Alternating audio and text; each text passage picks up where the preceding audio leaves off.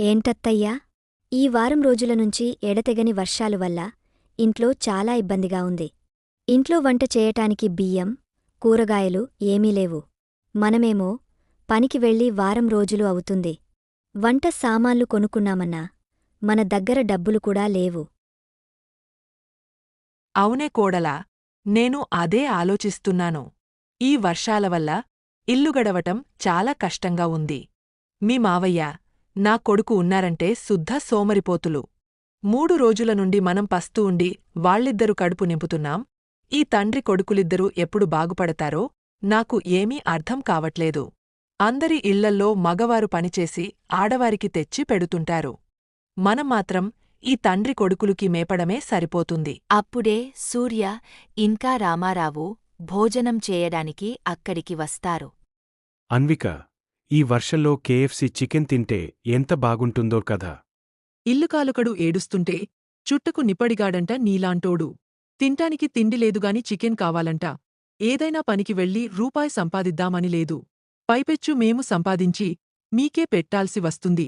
ఇంట్లో ఊరికే తిని కూర్చోపోతే ఏదైనా పనికెళ్ళొచ్చుగా, డబ్బులు తేవచ్చుగా. అప్పుడు అన్విక ఇలా అంటుంది.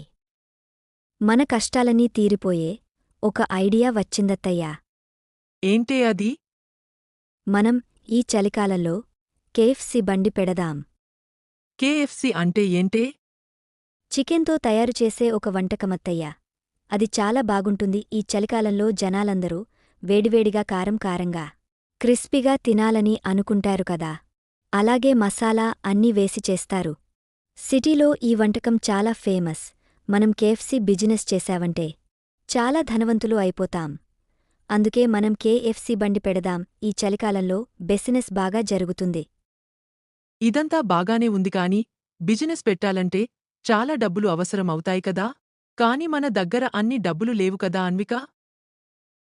నా ఫ్రెండ్ రాధా ఉంది కదా అత్తయ్య, తనని కొంచెం సహాయం చేయమని అడుగుతాను. మన బిజినెస్లో వచ్చిన ఆదాయంతో మళ్ళీ తన డబ్బులు తనకి తిరిగి ఇచ్చేద్దాం. సరే అన్విక, నీ ఆలోచన ఏదైనా మన మంచి కోసమే కదా. అలా చెప్పి అన్విక తన స్నేహితురాలైన రాధ దగ్గరకు వెళ్తుంది. రాధకు కేఎఫ్సి వ్యాపారం గురించి చెప్తుంది. అలాగే తనకు కొంత డబ్బు సహాయం చేయమని కోరుతుంది. అప్పుడు రాధకు విషయం అంతా అర్థమవుతుంది.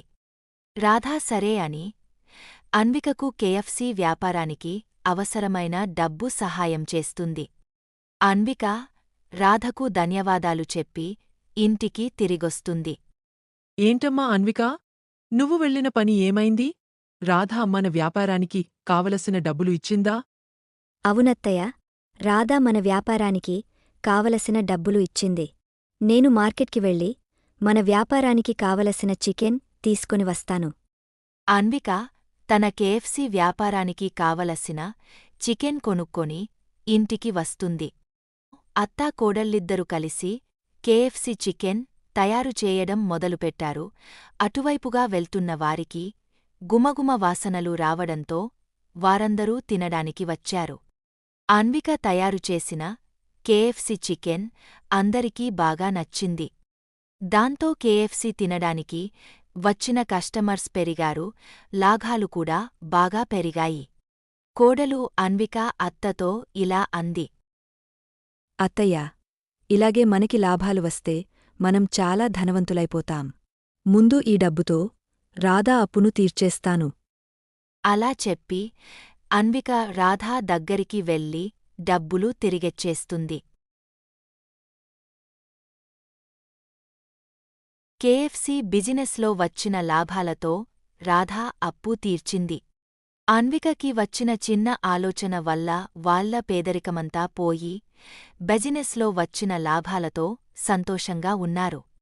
ఇది ఇవాల్టి కథ. రేపటి కథలో మళ్ళీ కలుద్దాం. అంతవరకు సెలవు. ఇలాంటి మరిన్ని కథల కోసం ఛానల్ని సబ్స్క్రైబ్ చేసుకోండి.